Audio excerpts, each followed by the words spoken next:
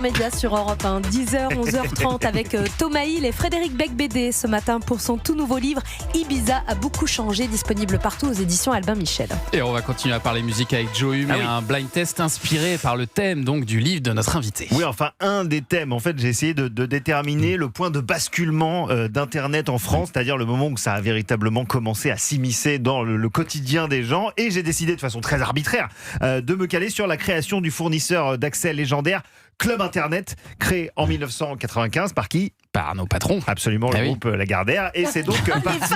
Bien joué, bien joué, bien joué.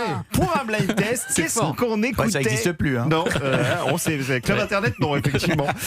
Qu'est-ce qu'on écoutait en 1995 hormis évidemment ce gigantesque tube qu'on connaît tous par cœur. Là là là, ça durait des heures. Connexion par le groupe The Modem. Quel banger, comme on dit. Et puis pendant ce temps, les parents disaient raccroche, faut que je téléphone. Bien sûr. Vous pouvez pas. Il y a plein de jeunes à qui ça dit rien ce son. Hein. Non, c'est fou. Non, alors que moi c'est vraiment mon adolescence. C'était terrible. Bref, 1995, blind test, 1 point pour le titre, 2 points si vous avez aussi l'artiste, et j'aurai peut-être des points bonus, vous verrez, c'est parti. Maria Carey avec Fantasy. Oh là là, bien joué. Ah ouais. 1 an après All I Want for Christmas Is You, Maria Carey, elle s'affranchit de son image de chanteuse un peu cucu. Elle sort Daydream, un disque de R&B ludique, sexy, porté par le single La Fantasy. Aujourd'hui, Daydream et oui, je sais, je vais vous poser la question, vous allez avoir votre point bonus, mais je sais exactement à quelle question elle souhaite répondre. C'est quand même dans le top des 50 albums les plus vendus de tous les temps, ce disque. Et donc, je donne un point de plus par avance à Frédéric Becbédé qui va me donner le nom du groupe samplé sur ce single. C'est Tom Tom Club. Et oui, c'est ça l'original.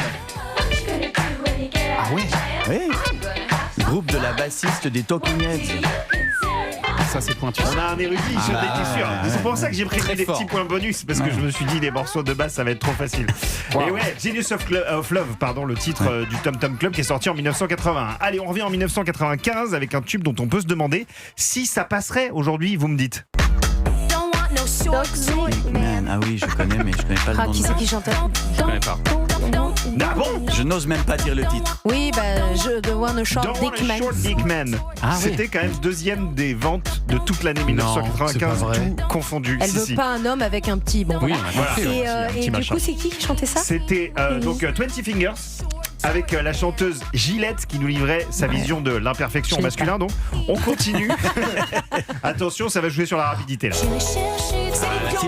Ouais, bah là, bien sûr, on pouvait pas y échapper aujourd'hui. Ça c'est 95. Internet 1995, l'album 2 avec Jean-Jacques Goldman. Tu m'aimes encore. Aujourd'hui, elle casse Internet, Céline Dion. Si les rumeurs disent vrai, elle remet le couvert d'ailleurs avec Jean-Jacques Goldman avec un nouveau single qui sortirait vendredi 17 avril. Attention, mettez-la, voilà, notez-la.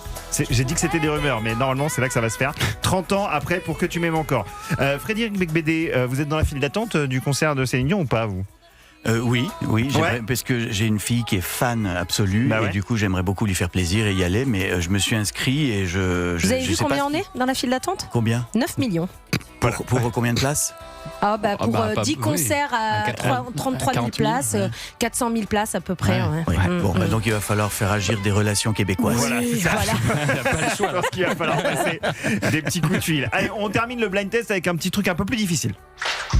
Step up. Trouvez-moi le nom de l'artiste. Non, je l'ai pas. On connaît que ça.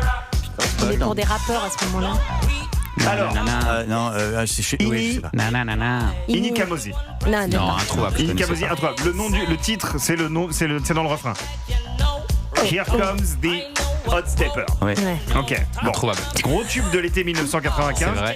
Pour la gloire, si vous me dites de quel film de 1995, avec attention Marcello Mastroianni, Sophia Loren, Jean-Pierre Cassel et Kim Basinger, ce single a fait l'ABO, je respecte votre cinéphilie. Jean-Pierre Cassel et Kim Basinger ont joué ensemble ? Ouais. Jean-Pierre Cassel, Mastroianni, Sophia Loren. Film américain ? Dans un film de Robert Altman de 1995. Je passe dans le milieu de la mode, tout ça. L'idéal ? Pas The Player, mais un truc comme ça. Prêt à porter. Ok. Ah non, bah là c'est pointu là. Merci C'est Joe une Hume. victoire d'Anissa, cela dit. C'est vrai ? J'ai trouvé un titre. Non, 2. Ah oui, c'est vrai. 2. Bravo. Bon, mais bravo à tous. Voilà, 1995, c'était pas mal quand même. On a le temps d'un petit coup de chapeau ou pas ? Ah non, on n'a pas le temps d'un petit coup de chapeau.